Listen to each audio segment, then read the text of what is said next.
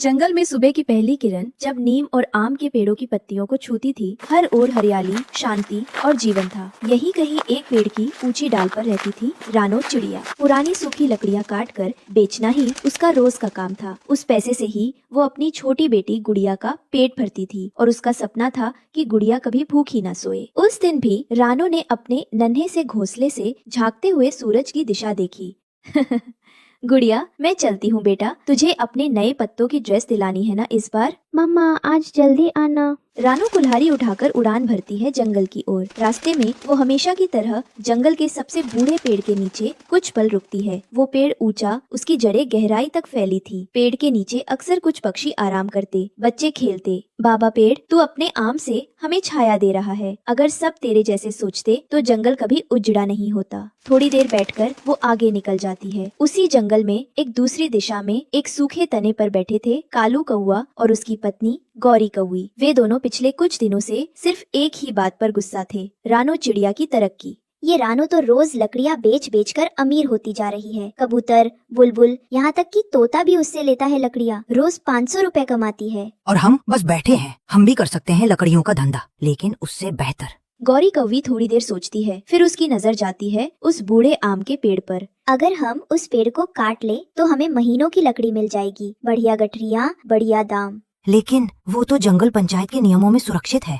वो पेड़ परंपरा वृक्ष है, कोई नहीं छू सकता। अगर अफवाह फैला दी जाए कि वो पेड़ अब सड़ चुका है और गिरने वाला है तो कोई ना कोई खुद कहेगा, काट दो इसे। अगली सुबह जंगल की हवा में कुछ अजीब सा था। कालू कौवा ऊंचे पेड़ पर चढ़कर जोर जोर से चिल्ला रहा था। सुनो सुनो, वो आम का पेड़ अब अंदर से खोखला हो चुका है। मैंने खुद देखा है। कल रात उसकी एक बड़ी डाल गिर गई। वो अब कभी भी गिर सकता है। बस डर फैलाओ, फिर देखो कोई ना कोई खुद कहेगा इसे काट देना चाहिए। और वही हुआ। कुछ घबराए पक्षियों ने फौरन पेड़ के पास जाकर देखा। सच में एक छोटी सी शाखा जमीन पर पड़ी थी, जो शायद सिर्फ मौसम की वजह से गिरी थी, पर अफवाह अब रूप ले चुकी थी। इस पेड़ के नीचे तो मेरे बच्चों का घोंसला है, अगर गिर पड़ा तो। अरे हाँ, इसका तना झुकने लगा है। जंगल पंचायत को बताना होगा। शाम को जंगल की पंचायत सभा बुलाई गई। क्या कोई पक्षी उस पेड़ की सुरक्षा को लेकर चिंतित है? हाँ, खतरा है। पेड़ गिर जाएगा, किसी की जान जा सकती है। इसे काट देना चाहिए। तोता जी, मैं तो बस जंगल की भलाई चाहता हूँ। उस पेड़ के नीचे से गुजरते हुए डर लगता है। कल ही गौरी का पंख बाल बाल बचा। हाँ बिल्कुल, मौत के मुंह से लौटी हूँ। रानो चिड़िया, जो अब तक चुप बैठी थी, आगे आई। तोता जी, क्या किसी ने उस पेड़ के अंदर झांक कर देखा है या किसी ने उसकी जड़ों की जांच की है? नहीं रानो, पर हम सबकी सुरक्षा पहले है।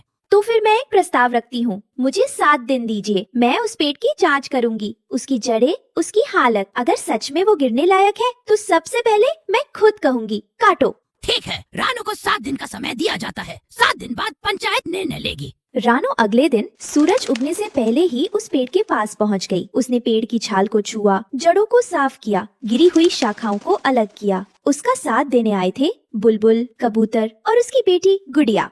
रानो, पेड़ तो ठोस लगता है, क्या ये सब दिखावा नहीं? दिखावा नहीं, षड्यंत्र है। कोई चाहता है कि ये पेड़ हटे, शायद मुनाफे के लिए। ये पेड़ जंगल का बाबा है, सबकी छाया है। अगर ये नहीं होगा तो धूप हमें जला देगी। पक्षी धीरे धीरे रानो के समर्थन में आने लगे। रात में वो पेड़ के नीचे बैठ जाती। बाबा पेड़, तेरे लिए लड़ रही हूँ, तू गिरा नहीं है। ये सब चाल है, तुझे बचाना होगा। जंगल में हलचल थी। सारे पक्षी आज जंगल पंचायत की बैठक के लिए इकट्ठा हुए थे, पुराने आम के पेड़ के चारों ओर। आज फैसला होना था कि क्या ये विशाल पेड़ रहेगा या काटा जाएगा। रानो, तुम्हारे पास अब आखिरी मौका है। क्या तुम्हारी जांच के अनुसार ये पेड़ गिरने लायक है? तोता जी, मैंने 7 दिन तक इसकी देखभाल की। इसकी जड़ें गहरी हैं, तना ठोस है और शाखाएं थोड़ी टूटी थी, वो भी बाहरी चोट से। ये पेड़ पूरी तरह सुरक्षित है। ये सब भावुकता है। रानो को लकड़ियाँ बेचने से मतलब है, इसलिए पेड़ बचाना चाहती है। सच्चाई ये है कि ये पेड़ गिर सकता है। अगर हमारी जान चली जाती तो रानो क्या जिम्मेदारी लेती? सभी पक्षी 2 ग्रुप में बट गए, एक रानो के साथ, दूसरा कालो के साथ। और तभी एक आवाज आई, रुको। सबका ध्यान कबूतर की ओर गया। उनके पास था एक छोटा रिकॉर्डर। मैं जंगल की निगरानी करता हूँ। एक दिन कालू और गौरी की बात मेरे पेड़ के पास रिकॉर्ड हो गई। कबूतर ने बटन दबाया, रिकॉर्डिंग शुरू हुई। अगर हम अफवाह फैला दें कि पेड़ कमजोर है तो सब खुद कहेंगे कि इसे काट दो। और फिर लकड़ी हमारी होगी, पैसा हमारा। सभा में सन्नाटा छा गया। पक्षियों की आंखों में गुस्सा और धोखे की चिंगारी जलने लगी। कालू कौवा और गौरी कौवी, तुमने जंगल को धोखा दिया। तुम्हें 3 महीने तक जंगल पंचायत से बाहर किया जाता है। न व्यापार न पेट से कोई लेन देन। कालू और गौरी सिर झुकाए हुए चले जाते हैं। पहली बार जंगल ने केवल पेड़ को नहीं बल्कि एक सच्चाई को भी बचा लिया। पुराना पेड़ वैसा ही खड़ा था, गर्व से छाया लिए हुए। बाबा पेड़, अब तू रहेगा और तेरा आशीर्वाद ही। जंगल पंचायत ने उस दिन को वृक्ष रक्षा दिवस घोषित किया और रानो चिड़िया को जंगल रक्षक पुरस्कार से नवाजा गया। रानो ने हमें सिखाया कि जो पुराना है वो बोझ नहीं, विरासत होता है। इस कहानी से हमें सीख मिलती है कि हर बूढ़ी चीज बोझ नहीं होती, वो जड़ होती है, आधार होती है। जो जड़ों को संभालता है वही सच में उगता है।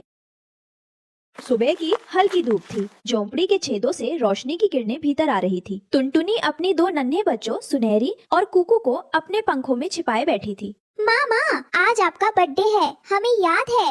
आप भूल गई? हमने कल से प्लान किया है कि आज आपको बहुत सारा प्यार देंगे, ढेर सारी छप्पियाँ। अरे मेरे लालों, तुम लोगों का प्यार ही तो मेरी दुनिया है।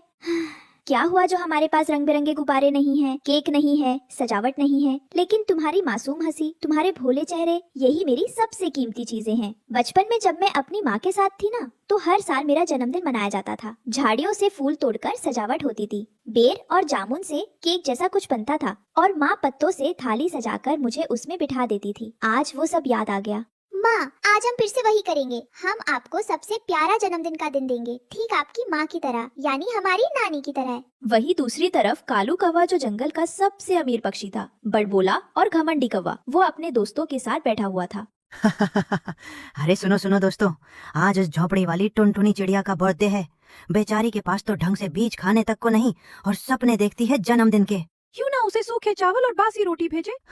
वही उसका बर्थडे केक होगा। हम जैसे रईसों का क्या काम उसके जैसे गरीबों से। मैं तो बस तमाशा देखूंगा आज शाम। पीछे मिट्टू तोता खड़ा हुआ था। वो गुस्से से सुन रहा था। वो आगे आकर कालू से कहता है, बस करो कालू, किसी की गरीबी पर हंसना सबसे बड़ी गरीबी है। तुम अमीर हो पैसों से, लेकिन दिल के तुमसे गरीब और कोई नहीं।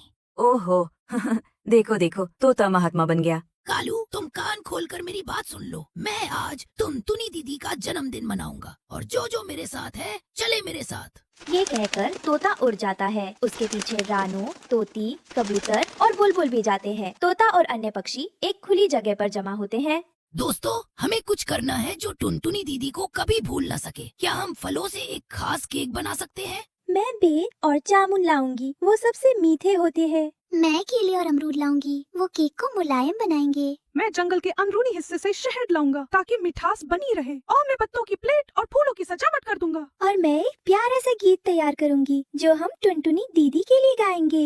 ये कहकर वो सब उड़ जाते हैं और अपने काम में लग जाते हैं। फिर शाम के समय झाड़ियों से सजी एक छोटी सी रंगीन जगह, फूलों की माला, पत्तों की लड़ी, बीच में रखा एक फल केक, केले, अमरूद, बेर, जामुन और ऊपर से शहद टपकता हुआ। सब पक्षी जमा हुए थे। गौर से देखो दोस्तों, ये कोई आम केक नहीं है। ये प्यार से बना है, मेहनत से बना फ्रूट केक है। ये उस चिड़िया के लिए है जिसने अपने दुखों में भी हमें मुस्कुराना सिखाया। फिर टुनटुनी चिड़िया वहाँ पहुँचती है और वो सारी तैयारियां देखकर दंग रह जाती है। ये सब मेरे लिए? मुझे यकीन नहीं हो रहा। मैं तो सोची थी कि आज का दिन बस यूं ही निकल जाएगा, पर आज तो लग रहा है कि जैसे मैं सपने देख रही हूँ। ये सपना नहीं है दीदी, ये हक है आपका। हम सब आपसे बहुत प्यार करते हैं। हैप्पी बर्थडे टुनटुनी बहन। जब मेरे बच्चे भूखे सोते हैं तो मैं खुद को बहुत असहाय महसूस करती हूँ। जब बारिश में हमारा छप्पर टपकता है तो दिल कांप उठता है, लेकिन जब तुम सबका प्यार देखती हूँ तो लगता है कि मैं दुनिया की सबसे अमीर चिड़िया हूँ। तुम सबने आज मेरे टूटे हुए दिल पर मरहम लगा दिया। मैं आज सच में जी उठी हूँ। मैं आज का दिन कभी भूल नहीं पाऊंगी। फिर थोड़ी देर बाद कालू कौवा फेड़ में आता है, धीमे कदमों से, शर्मिंदा। सब पक्षी उसे देखकर चुप हो जाते हैं। टुनटुनी, मुझे माफ कर दो। मैंने तुम्हारी गरीबी का मजाक उड़ाया, लेकिन आज देख रहा हूँ कि असली अमीरी पैसों में नहीं, रिश्तों में है, प्यार में है। मैं कितना भी पैसे वाला हूँ, लेकिन हर साल अपना जन्मदिन अकेला मनाता हूँ। कालू, इंसान या पक्षी, वही जो गलती माने उसे माफ कर देना चाहिए। मैं तुम्हें दिल से माफ करती हूँ और आज तुम भी मेरे मेहमान हो। टुनटुनी बहन, अगर आप बुरा ना माने तो क्या मैं थोड़ा केक खा सकता हूँ? जरूर, सबसे बड़ा टुकड़ा तुम्हारा। फिर बुलबुल कबूतरी रानो गाना गा रही थी। Happy birthday to you, happy birthday dear Tuntuni, happy birthday to you. सभी पक्षी ताली बजा रहे थे, बच्चे नाच रहे थे। टुनटुनी केक काटती है और अपने बच्चों को पहला टुकड़ा खिलाती है। आज जो प्यार मुझे मिला है वो मैं कभी नहीं भूलूंगी। जब भी कोई दुख में हो मैं उसका सहारा बनूंगी, जैसे तुम सब आज मेरे बने हो। माँ, ये रहा आपका गुलाब का फूल और ये रहा हमारा गिफ्ट, ढेर सारी जपियाँ। और एक प्यारी सी चोंच वाली किस। टुनटुनी अपने बच्चों के साथ झोपड़ी की ओर लौटती है, लेकिन अब वो झोपड़ी भी चमक रही थी। सबने मिलकर उसे भी फूलों से सजा दिया था। आज मेरा जन्मदिन नहीं, मेरी नई जिंदगी का पहला दिन है। अब मैं अकेली नहीं हूँ, अब मेरा परिवार पूरा जंगल है। इस तरह एक गरीब चिड़िया का जन्मदिन पूरे जंगल ने एक साथ खुशी खुशी